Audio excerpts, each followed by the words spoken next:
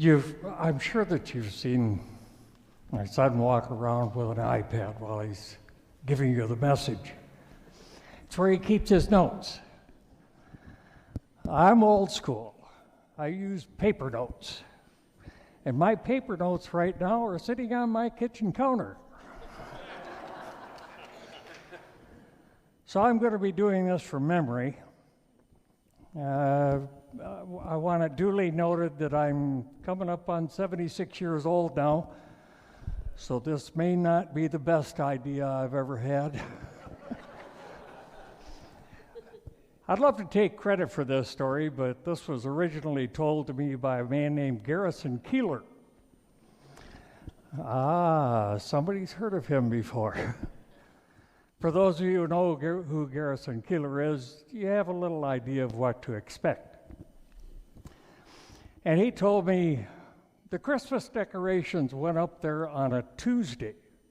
Bud got them up, the shepherd, the wise men, the star, and what some people think are clouds, but they're actually angels. You can see angels there if you look at them just right.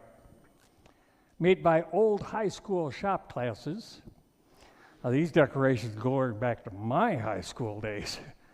Quite a day of work for an old guy hanging those things. Bud kind of wished some of those old high school old high school shop students could have been around to help and to see that you wouldn't necessarily have had to make those decorations out of 3/4-inch plywood. 2 sheets glued back to back. It was like hanging rocks up there. Bud's been campaigning for plastic decorations for quite some time now, but in Lake Wobegon, of course, they do not buy new until the old has broken. And these plywood decorations cannot be broken. Even when dropped from a great height. He knows that now. Kind of like Mr. Bowser down at the post office who had to drive his old Chevrolet all those years because it wouldn't break. Named Henry after his late father, who always taught him never to throw anything away if it was still working. So he had to hang on to it, couldn't give it up. Freezing cold in the winter, but Mr. Bowser was brought up to endure suffering and to be cheerful about it. So he drove around cheerfully in this old car, even though it depressed the life out of him. All rusted out on the sides, floorboards were rusted out, had to put in, I believe it was 3/4-inch plywood, something to put his feet on. But even on the coldest mornings of the winter, all you had to do was just point at the ignition, that car'd start up. Now one day it was this past January, he was down at the Chatterbox Cafe, and somebody said, "Well, Don, that sure is an amazing car you've got there. It's good runner, it's good starter. What do you ever do to that thing?" Well, he didn't do anything to it. Lack of maintenance only seemed to encourage that car. It thrived on neglect. He hadn't changed the oil in 5 years. It didn't seem to notice. Well, they said, "Well, we've never had that kind of luck with a Chevy like you've had." Well, something inside Mr. Bowser just seemed to snap. He got in that car, drove it 2 miles west out to the hill by the Halverson's farm. Stopped it, put it in neutral, got out, and gave it a push. And that car ended its life up against the second tree it ran into. Put that car out of his misery.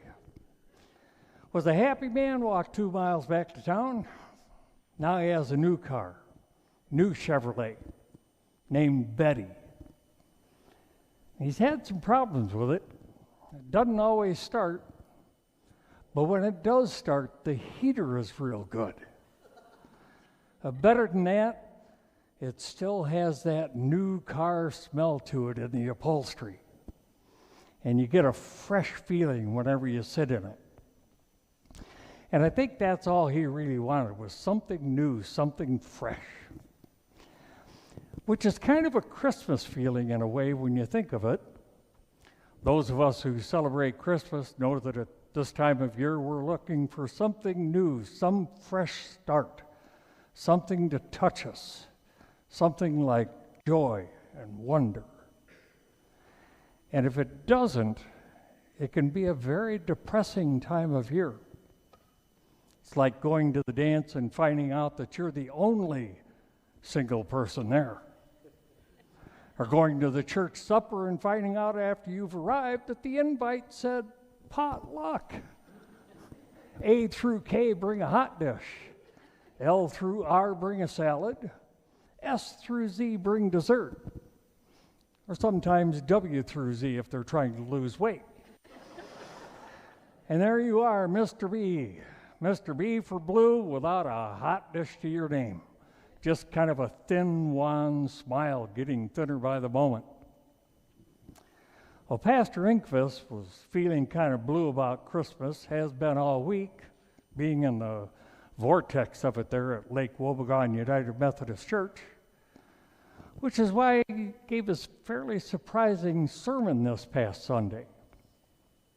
It's his annual True Meaning of Christmas sermon that he's obligated to preach each year. And they do over across town at Our Lady of Perpetual Responsibility. Father Emil gives his. Minister's supposed to do this at some point during Advent, stand up at the pulpit and throw a little cold water on it, talk about redemption, talk about the needy, and to remind you, you can't buy Christmas. It's not for sale. Well, Pastor Inkvist was going to give his True Meaning of Christmas sermon this past Sunday, but he was too depressed. So instead, he decided to talk about joy and wonder and the coming of the child. Though he was none too happy with his own children, who have been campaigning shamelessly since Thanksgiving for some pretty extravagant gifts, and was none too happy with himself for having gone out and bought them. Now, these aren't the kind of gifts you can buy down at Skogley's 5 and Dime. You've got to drive 30, 35 miles into a big department store to get them. And he did that on a Friday night, drove in, walked in, almost turned around, walked back out. There was 4 acres of merchandise in a huge hangar under fluorescent lights that are designed by scientists to drive people slowly berserk. And all around there were hundreds of people pushing around shopping carts, picking up rather well-packaged junk, driven by some urge, some voice inside them that seemed to say, no payments for 90 days. Children crying, begging, parents pleading, threatening.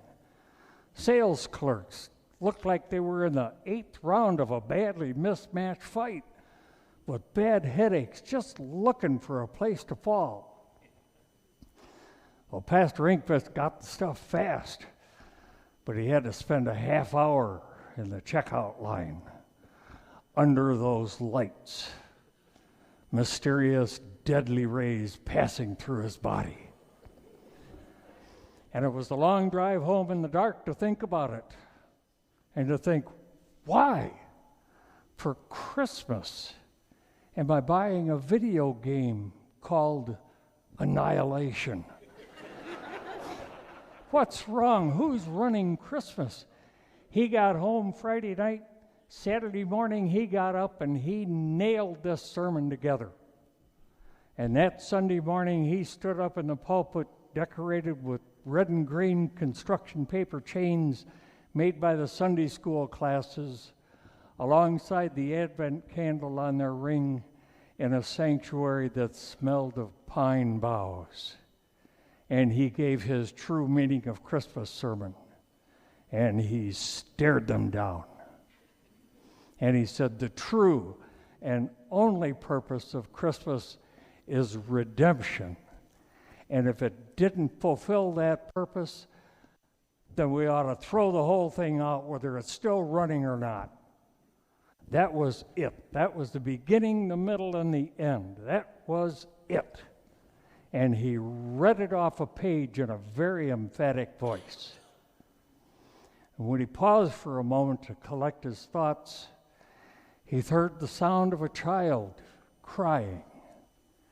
And he looked down, and right there in the fourth row was his own little boy, with tears streaming down his cheeks, his mouth hanging open, his lower lip quivering, as if to say, "Oh, no, Daddy, no. Please, no.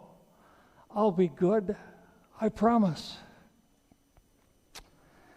Not easy being a minister, preaching to your own family. Makes Pastor Inkvist kind of envy the role of celibacy over across town. Preach a true meaning of Christmas sermon, and there's your own little children thinking this probably applies to them. To preach a good, hard gospel sermon on forgiveness and forbearance, and look down at a woman who has known you in your worst moments and has known you through some pretty incredible arguments, including one that isn't quite over yet. It certainly isn't easy. Wasn't easy to set his sermon aside and wing it for the next 10 minutes either. And it wasn't the best sermon he ever gave, but the churchgoers of Lake Wobegon don't go into for comparison shopping on these things. So he changed direction, and he started talking about the three wise men. Now, the three wise men aren't the most central characters of the Christmas story. They actually appear only in the book of Matthew. But they are the only characters in the Christmas story who came from a great distance. And so they are the only characters whom we think were probably Gentiles. And therefore, conceivably, the only ones who might have been Methodist. Now, some Bible scholars believe they were Methodist because they came bearing gifts. They brought gold, frankincense, and myrrh. Now, myrrh, in case you weren't aware of this, is a casserole. It's a hot dish made from macaroni, hamburger, some tomatoes in it. And it gets its name from the pronunciation of hamburger in the Middle East as hammer, thus its name. Now, he may have wanted to stop at a big department store and pick up something expensive like gold or frankincense. But his wife, who is a wise woman, said, "No, take this. They'll probably be hungry. Take some myrrh. Just bring back the dish."